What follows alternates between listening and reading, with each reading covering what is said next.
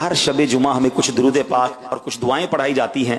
بزرگوں نے فرمایا کہ جو شخص ہر شب جمعہ اور جمعرات کی درمیانی رات یہ درود شریف پابندی سے کم از کم ایک مرتبہ پڑھے، موت کے وقت سرکار مدینہ صلی اللہ تعالی علیہ وسلم کی زیارت کرے گا، اور قبر میں داخل ہوتے وقت بھی یہاں تک کہ وہ دیکھے گا کہ سرکار مدینہ صلی اللہ تعالی علیہ وسلم اسے قبر میں اپنے رحمت بھرے ہاتھوں سے اتار رہے ہیں۔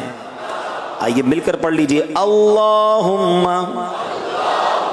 صلی وسلم وبارک علی سیدنا محمد النبی الامی الحبیب العالی القدر العظیم الجاہ وعلی آلہ وصحبہ وسلم۔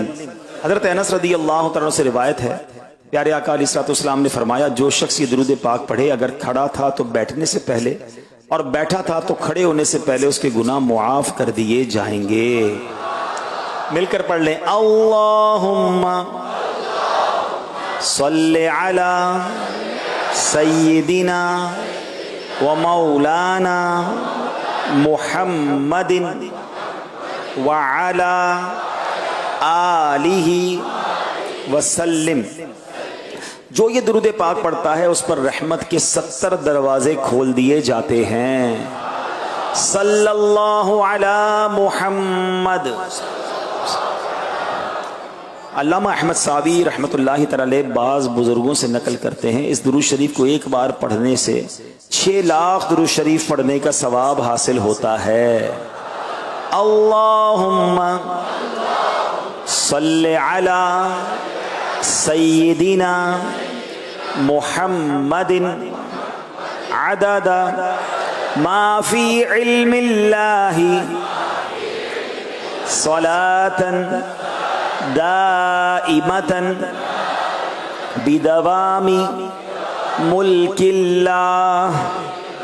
ایک دن ایک شخص آیا تو نبی پاک علیہ السلام نے اسے اپنے اور صدیق اکبر رضی اللہ تعالیٰ عنہ کے درمیان بٹھا لیا۔